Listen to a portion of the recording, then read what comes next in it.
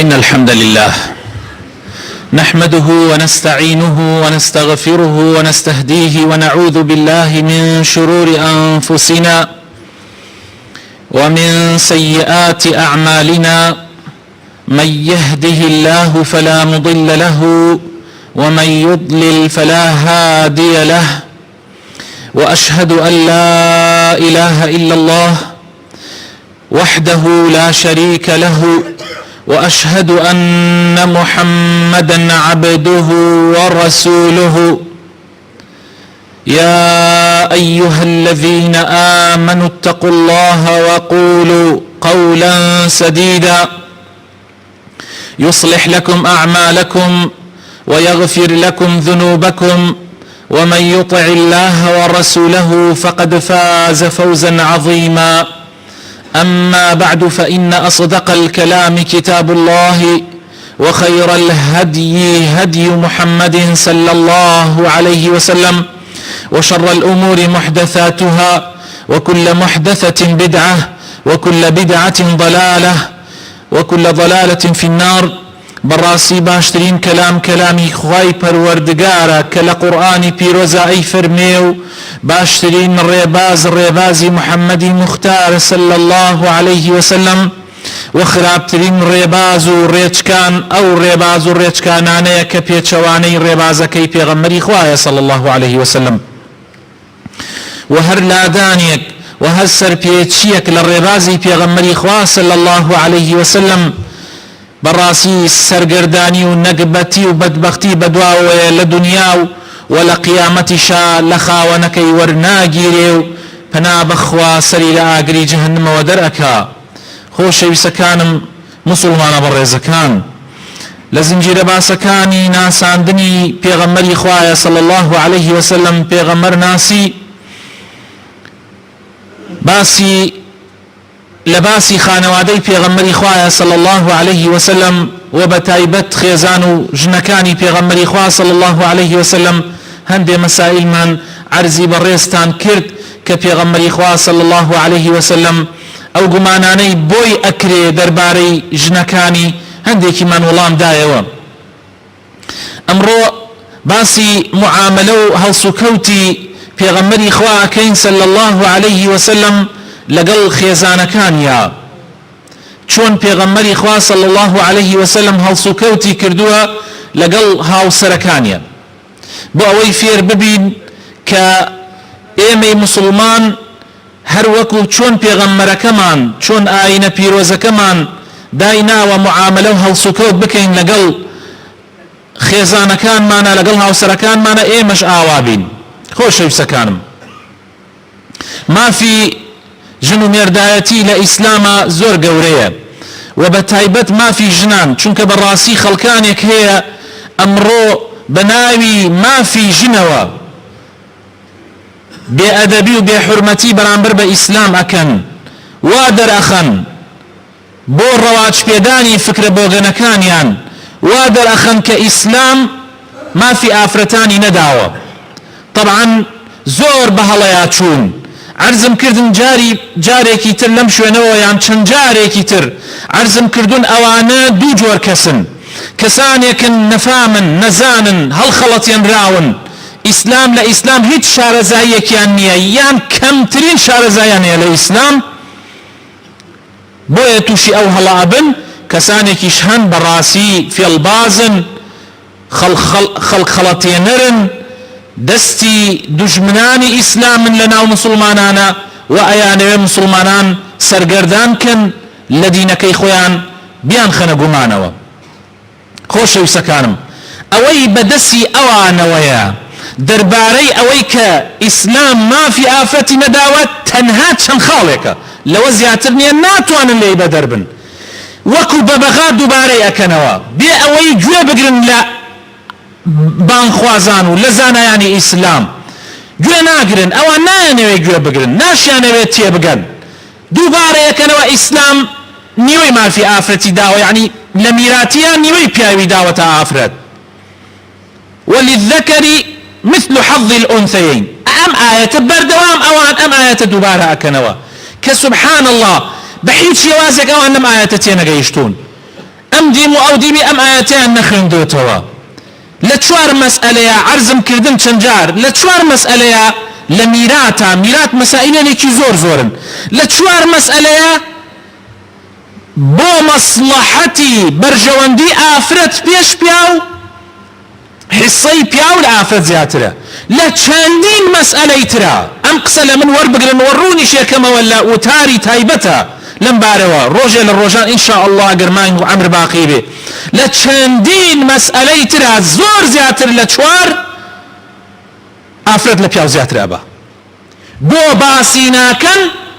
لبرو اشتك لناو دليانا اشتكي بوغن لناو دليانا ولا چندين مسألة كزور زور لچواركو لو كي تريج زياتر يكسان بياو آفرت يكسان ابن وكو يك ابن بو باسينا كان لبر خاطري شتب بوغن كاني ناو دليان جاء الزور مهمة إيماي مسلمان لآينك خومان شارزاي من هبه مسألة كتر مسألة فرجنية كأويج عرزم كردن وعرزي شكم إن شاء الله لكاتي ترى ما بستم أولا ليرة عرزي برستان بكم والله براينا نا بيغمرو نا أو بياميك بيغمر هنا بيتي كقرآني بيروزة وسنة برزكاني بيغمري خوشويسة صلى الله عليه وسلم هرگيز ما في آفرتيان پیشین نکدو و نایشی کن و نابی بی کن خواهی عادل چی خوی آفرتو پیاوی دروز کردو خوی همو بونوری دروز کردو با ظلم للایب که با امکیتیان شتیوانیه إني حرمت الظلم على نفسي خوي تعالى لحديث قدسي فرمي وجعلته بينكم محرما إن الله ليس بظلام للعبيد شتيوانية خواه چون ظلمك خواه چون ستمك پیغمبرکی خواه که هلگری پیامکی خواه چون ستمك شتيوانية نابي اما نابي قمان هر ارجيز بدلش معنا هذه لو موضوعه خوي تعالى يك القرآن بيروز أفرمي ولهن مثل الذي عليهن بالمعروف أفرمي آفرتان ما في أواني بيشي بياوانيش خستوا ما في أن هي بسر بياوكانو وكو چون بياو ما في هي بسر أوانو بيغمر عزيزكي خواهي پروردگارا محمد المصطفى كأفرمي النساء شقائق الرجال فرمو حمو بندكاني دنيا وما فكاني دنيا آوا يكلاي أكاتوا النساء شقائق الرجال سيوكم كرامة دولتوا جنو بياو أملتك يو جنش أولتك يتريتي اشتوانيه بلا بالرزكان بويا أما موضوعنا باس كردني هتا بلي بيويستا وإن شاء الله وتاري تايبتو أم وتارانش هر بو أويه بالراسي بو والله دانوي أو جورة كسانية بيغمري خوش عثمان صلى الله عليه وسلم لحديثي صحيحة أفرمي حديثك جابري كري عبد الله جريته وأفرمي كل شيء ليس فيه ذكر الله فهو لهو ولعب أفرمي هرشت يا ذكري خوايتي أنا كلي براسي له لعبة يعني إنسان هيج أجر باداش تكي لسري دسناكوي إلا چوارشت نبي چوارشت هي ذكري خواشتي أناكي بلام له لعب نية بلكو عبادتيش أقل نية تتباك كيتوا يكم قوي بقرن برزا كان يكم ملاعبة الرجل امرأته قاموا قال تكردني بياو لقل خيزانو هاو سركيا يعني تو لقل خيزانو هاو سركتها قال تأكي قام أكي قصي خوش أكي عبادت تبون مسراو أجلو باداش لسري هيا أقر ذكري خوايش نبي هر ياري كردن بي قام كردن بي راه كردن بي مسابقة كردن به وتأديب الرجل فرسه وإنسان أجر خريكي سياركي به شاكردني دابكي أسبكي واشتركي سياركي بو أوي هل تقريبا شوني شاكو بكاري شاك على وشا إنسان أجل فاداشي لسكبه ومشيه بين الغرضين ڕێکردنی تۆ لە نێوانی دوو ئامانجا ئامانجێکت هەیە ئەڕۆی بۆ ئامانجێکی تر جاران تیروەشاندن بۆ تیرەکە وەشێنی ئەڕۆی تیرەکە دێنیتەوە یان لە بینی دوو کاری خێرە دوو کاری سڵحە دوو کار یعنی لە ماڵ ئەڕۆی بۆ دوکان لە دوکانەوە دەیتەوە بۆ ماڵ بۆ ئیشکردن بۆ کاسبیکردن بۆ ئەی ماڵ و مناڵت محتاج نەبێ بۆ ئەوەی خۆت زەلیلی ژێر دەستی خەڵک نەبی ئەمە هەمووی عیبادەتە حتا ئەگەر لەو بینە ذکریش نەکەی عیبادەتە چ جا ئەگەر ذکر بکەی وتعليم الرجل السباحة ملواني كردن خوفير كردني وملواني كردن وورزش كردن براسي عبادة اگر ذكر شيطانك الله لم دينه الله لم بيامك ايما براسي زور بي مسلمانان قدري نازانا والله هيج بياميني لدنيا اوني بيامي خواه جوان بي هيج منهجيني اوني منهجي محمد المصطفى باك وجوان وبيقرد بي بلام اخ بو هالقراني كليتي ناقن اخ بو شوان كوتوكاني كبجواني جاب جيناكن اخ او خفتك او داخك خوش بسكانم سيد كان پیغمبري خوا صلى الله عليه وسلم چون پلوپای خزانکانی خوي برز اكاتوا او حديثي كأسب فرمايش فرموي پیغمبر صلى الله عليه وسلم بعملي تطبيق يكا لغزاك لغزاكانا لسفرك لسفركانا لقل كوملك لصحابكاني پیغمبر صلى الله عليه وسلم پیغمبري خوا صلى الله عليه وسلم يكي لخزانكاني كخاتو عائشة بتيرو پشك درد شو لقل آياتي بجي شكو بسوباكا علي ايوه لبيش عبرون خوي وعائشة أمينوا عائشة أفرمي پیغمبر صلى الله عليه وسلم دعا كوتين بو اوي ياريم لقلاب كاو مسابقة بكاو بيت حقت يكن دركا بيك والرامانا كب اي فرمو الليلة وحتى اي مزان كام من بيشي كام من اكوتين خوا ايما هنيك من شر مكين لما هنيك من هرب عيب يزانين هنيك من وعزانين اي سباس كردني شي عيبه رغم اوهم مسؤوليات بربرسياريتي كلسر استوي خوشويسي خوابو صلى الله عليه وسلم خوشويسي خوا صلى الله عليه وسلم لهرچی برپرسی ام دنیای هي مشغول تربو چونکه ام کارانه ایسه همانه ایمه هر برپرسیاريتيك مانه دابشمان کردوه یکی هر یکی کار یکی کار او همو کارگشی لسر استوي رسول الله صلى الله عليه وسلم جگه لپیا گیاندنی پیامی اسلام كقرسترين ارقبو لقل اويشا للروجي ججنا لناو مزقوتي پیغمبر صلى الله عليه وسلم بريك حبشي ياري رمباسكي اكن يعني ياري شمشير بازي ورمبازي لناو مزقوتي پیغمبر صلى الله عليه وسلم مالي پیغمبر خوا صلى الله عليه وسلم لبنايك مزقوت درقاكيش يرو لناو مزقوتك كأما ابيني پیغمبر خوا صلى الله عليه وسلم باني خاتو عائشاكا بي الله حزكي تماشابكي ايش الله بلي عائشة فرمي پیغمبر صلى الله عليه وسلم بان درقاكا دسي خست ام دينو او ديني درقاكا ومنش لبشت والسرم خستبو والسرشاني في غمري خوا صلى الله عليه وسلم قونام خستبو قي قوناي في غمري خوا صلى الله عليه وسلم تماشاي او ياري او انا ما كرت حتى او اندب في غمري خوا صلى الله عليه وسلم يترد زور بيزار بو يعني يكون لي ما اندوبو فرمي بسني او تمنا ولا في غمري خوا محزكم الله حتى من ما اندون ابون في غمري خوا صلى الله عليه وسلم لا نتشو اما همي لاحاديث صحيحه اما انا بوباس ناكري لبر اوي ايا نوي امانه همي بشارنا ولا خلق جوانيكاني ام اسلاما بيروزيكاني ام اسلاما خلق نيزاني خلق اقدار نبي ام ديني چن جوانا ام ديني چن فسحتي تايا ام ديني چن فراوانا ام ديني چن ما في تاكي مروفكان بلكو نك مروفكان حيوانكانش ادا بلكو نك حيوانكان درختكانش لإسلام ما في تايبتي خوي هي جنگا ما في تايبتي خوي هموشتيك ما في هي لم إسلاما بلام آية ما همي شارزين او مهمة خوي زور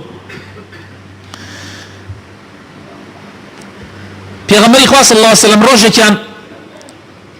كسيك لأصحابكاني حشتري خيزانكاني پیغمبری خواه صلى الله عليه وسلم او سياري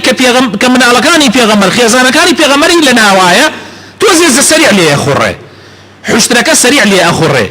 پیغمبری خواه صلى الله عليه وسلم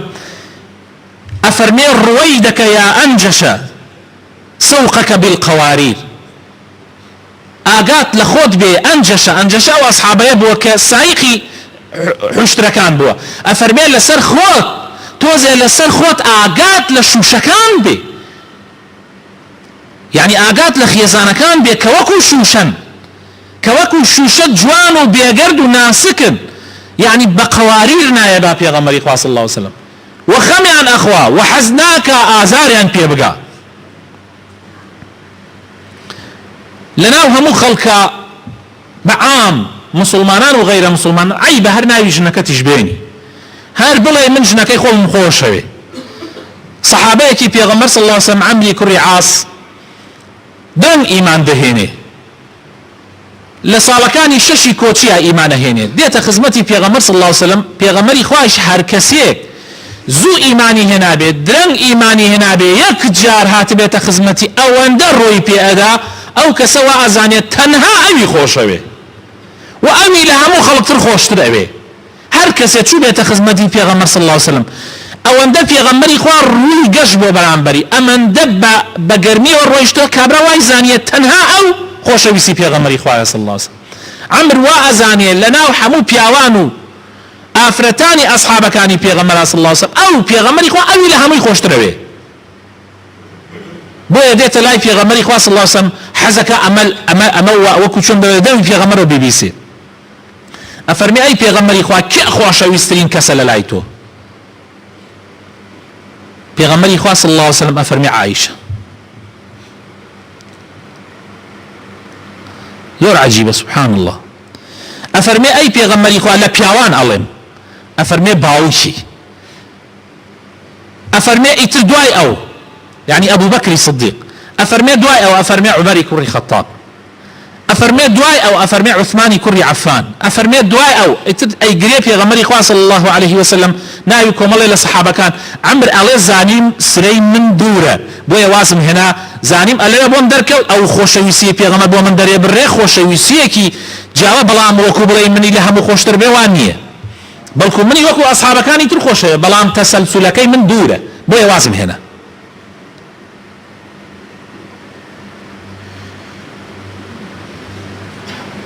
لموقفي كتير في غمرة صلى الله عليه وسلم في غمرة إخوان لمزقوت ما وتو ليلة القدر شوان أماي ولا مزقوت عبادة يكرت خزانة كان يشتين بو هنا أهات سردانيان أكرت إتهر يكيو ببيش سري خوي شويك سري خاتو صفية بو أم صفية خزاني في غمرة صلى الله عليه وسلم وكو باس ما انكرت لبن ماليك يهودي بو كهاتو خزمتي في غمرة صلى الله عليه وسلم خواردن وشتی داواتە پێغەمبەری خوا پێغەمبەری خوایش لەگەڵیان چووە تا گەیاندوێتێ نزیکی ماڵ ئیتر بەیەکەوە دەمەتەقیان کردو و هاتون و چوون پیاسەیان کردووە ئەلەو کاتە دوو ئەسحابە ئەدەن بەلای پێغەمبەری خوایە و دنیا گڵۆپ نەبووە تاریکی بووە سلامێک ئەکەن و سەردا ئەخەن و بە سەریعی ئەکەونە ڕێ یعنی خێرا پای پێ هەڵەگرن پێغەمبەری خوا صلی الله علیه وسلم فەرمێ لەسەر خۆتان بۆ یعنی وەکو بڕێن خێرا ئەڕۆن ئەمە تەنها سەفیەی خێزانمە لەگەڵ مایە اما طبعا معناه زور اگەنێ یەکێک لەوانە پێغەمبەری خوا صلی الله علیه وسلم بەشانازیەوە باسی خێزانەکانی خۆی کردووە کە لەگەڵیان یەکێکی تر لەوانە پێغەمبەری خوا صلی الله علیه وسلم نەیڵا ئەسحابەکان گومان لە دڵیانە دروست ببێ پێغەمبەری مادی شەوێکی تاریک لەگەڵ ئافرەتێکا بوو ئەمە هەمووی چونکە مەدینە پڕ بووە لە منافق و لە کافر و لە خەڵکی لەو جۆرە ئەم قسە بڵاو بێتەوە ئیکەن بە شتێک بۆیە پێغەمبەری خوا صلی الله علیه وسلم صریح بووە زۆر شتەکانی ڕوون کردوەتەوە جاء مشيك لو حديثانيك الإمام البخاري أي جرته كضروري شيء ما أقام لي روجي كان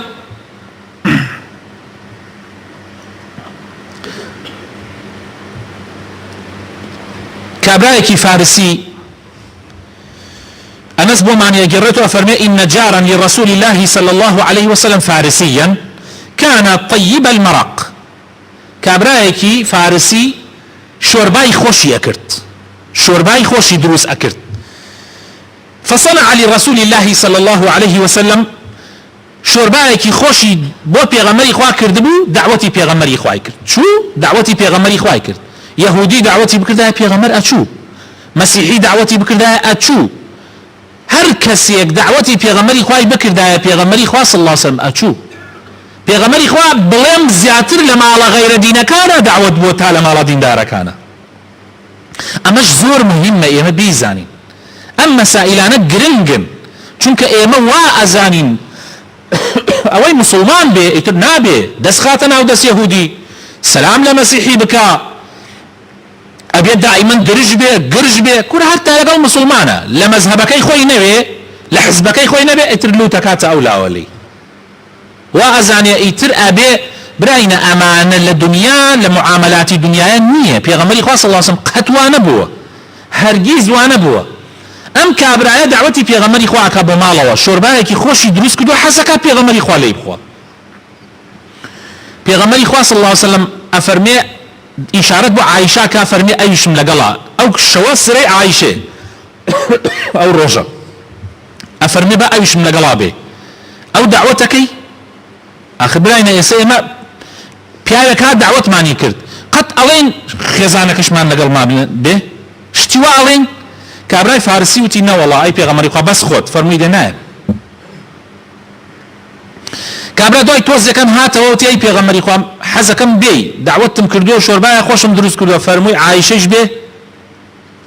فەرمووی نەخێر ئەی پێغەمبەری خوا حەزەکەم خۆت فەرمووی دەینایەن سێم جار هاتەوە دیارە چووە پرسی ماڵی کردو ئەمانە فەرمووی با عایشەش لەگەڵ تا بێ ئەم جا پێغەمبەری خوا صلی الله علیه وسلم لەگەڵ عایشەیە چوون بۆ دعوەتی ئەو ماڵە چی کەسێ لە ئێمە ئامە ئەکا بۆ خێزانەکانی چی کەسی ئاوا معاملە لەگەڵ خێزانی خۆی ئاکا لەگەڵ هاوسەری خۆی ئاکا زۆر گرنگە برا بە ڕێزەکانم ئێمە فێری ئاداب ببین لە پێغەمبەری خوا صلی الله عليه وسلم داواکارم خۆی گەورە بخاتە ناوە جوانەکانی خۆی ڕەحمان پێ بکە هیدایەتمان بدە نوری ئیمان بخاتە دڵەکانمانەوە ربي خوايا شفاء او نخوش بدي كداواي دعاء خيري لكردين يا ربي يا شافي شفاء بدي يا الله خوايا حمو مسلمانان كنخوشيان هي خوايا شفاء بدي بتايبتي واني كلام مجلس دانشتون يا ربي خوايا رحم بمردوكان من بكي يا ربي خوايا رحم بباو بابيران من بكي يا ربي خوايا بخاتنا وجوانكاني خود بخاطر اسم عظمي خود دامزران من بكي لسد دين داريتي ترقي بدين اسلام بدي يا رب العالمين لجر الله لا اله الا الله حشر من بكي يا ربي خوشويسي وبرايتي وتبايتي تبعي لنيوان معنا دروس كي لقل همو برا مسلمان وخشك مسلمان كان معنا يا ربي تفريقه ودوبركي لنيوان معنا نيلي يا ربي تفريقه ودوبركي لنيوان معنا نيلي يا ربي خوايا امن توي امن توي كرد يا ربي خوايا لجر دستي ظالمان درباز من بكي يا ربي سربس من بكي آزاد من بكي يا ربي خوايا بخاطرنا وجوانكاني خود بخاطر اسمي عظمي خود خوايا كردستان لها مو بلا مصيبتك بدور بقري آمين آمين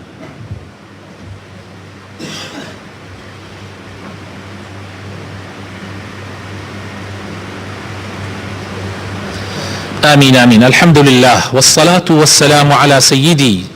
وحبيبي وقائدي محمد وعلى آله وصحبه ومن والاه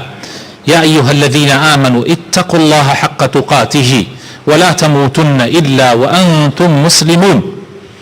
خوش يسكان في غمري خوا صلى الله عليه وسلم ئەمەندە خێزان و ماڵ و مناڵەکانی خۆی خۆش ویستووە لە هەموو تەنانە و ناڕەحەتیەکە لەگەڵیانە بووە خات و خەدیجەی خێزانی یەکەمی پێغەمبەر صلی الله عليه وسلم کاتێ نەخۆش کەوت پێغەمبەری خوا صلی الله عليه وسلم دەگمەن لێ دوور ئەکەوتەوە بەردەوام لەگەڵیا بوو خۆی شتێ کردە دەمێەوە خۆی لەگەڵیا بوو خۆی دەوروبەری چۆڵ نەئەکرد حتا گیانی بەخوای پەروەردگار سپارد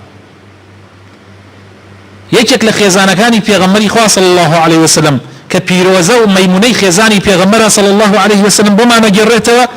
افرمي يدخل على احدنا پیغمبر خوا صلى الله عليه وسلم كاهات جورو بولاي هر يك لخزانه كاني وهي حائض اگر لكاتي عاده سوري مانغانه ابوايه اترافت لو كاتا ازاري هي هندي بطاقته پیغمبر خوا صلى الله عليه وسلم لو كاتبوا او جنبي طاقتنا بيتشي بكردا يا باشو